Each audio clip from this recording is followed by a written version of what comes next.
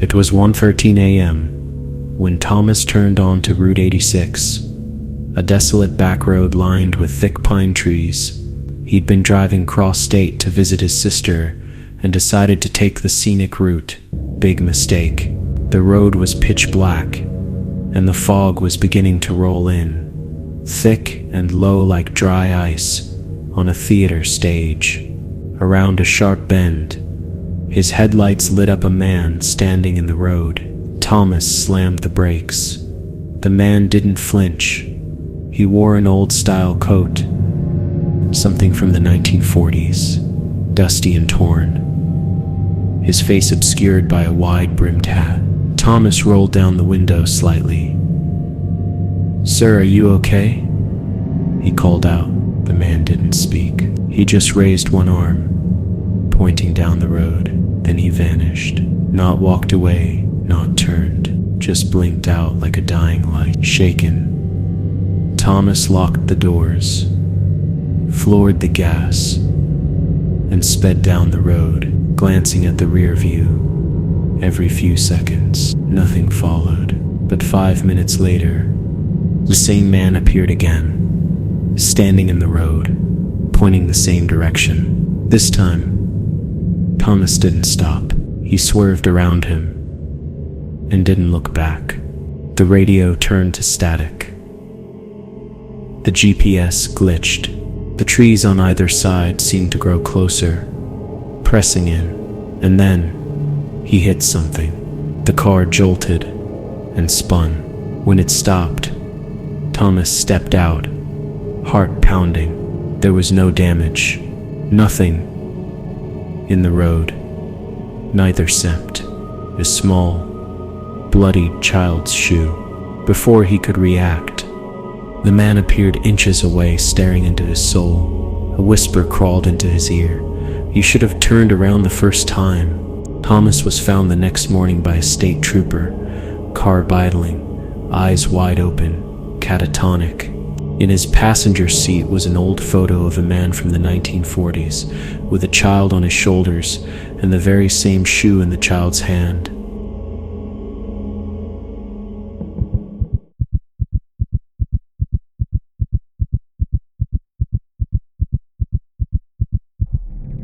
Ganine had heard all the warnings about picking up strangers, but the roads were empty, and the storm was unforgiving. Windshield wipers thumped furiously as rain pounded her car like fists from the sky. That's when she saw her. A girl, no older than 20, soaked to the bone, thumb out, shivering. She looked terrified. So Janine pulled over. The girl got in, trembling. "Thank you," she said. "My car broke down. Just take me to the next town." As Janine drove, she noticed the girl kept looking in the mirror, not the rear view, the vanity mirror, watching herself. At the silent, "You okay?" Janine asked. The girl slowly nodded, but her voice was hollow. "You're a kind person. I didn't think anyone would stop this time." "What do you mean this time?" The girl didn't answer. Instead, she turned and smiled. Not at Janine, but past her. Janine looked at the empty back seat, but it wasn't empty anymore. A figure loomed there. A man with a twisted face, eyes black, like oil. Janine screamed and slammed on the brakes. The car skidded to a stop. When she turned around, the back seat was empty. So was the passenger side. She was alone, panicked. She drove until she reached a gas station. A clerk inside blinked at her story and nodded slowly. "You saw her," he said. "She's been dead 20 years. Car accident on Route 3. People pick her up. Sometimes. The ones who are too kind for their own good." "What about the man?" The clerk looked uneasy. "It wasn't in the accident. He shows up after, follows her. He's not human. Janine drove in silence for the rest of the trip, never picking up another soul. But sometimes, late at night, her rearview mirror catches a glimpse of someone in the back seat, watching.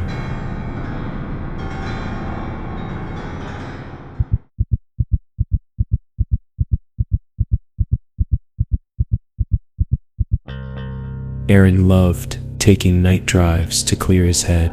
Windows down, music loud. Late around 2 a.m., far from city lights. He flipped through the radio stations, trying to find anything decent. That's when he found it. The static cleared, and a man's voice came through. Calm, soothing. Welcome to Dead Air Radio. Tonight we bring you voices from the other side. Aaron chuckled. Weird branding, he muttered. But he left it on. The host began reading names. Emily Harding, killed by her husband, still walks the woods near mile marker. No name, Joseph Keller, car crash, still hitchhikes on rainy nights. Aaron Myers stayed. Tonight, just hasn't noticed yet. He switched off the radio, heart pounding. But then his car radio turned back on. Same station, same voice. Don't be afraid, Aaron. You didn't feel the impact. Head-on collision. Drunk driver. You're already gone. The road suddenly went quiet. Trees blurred around him. No wind. No noise. Just that voice.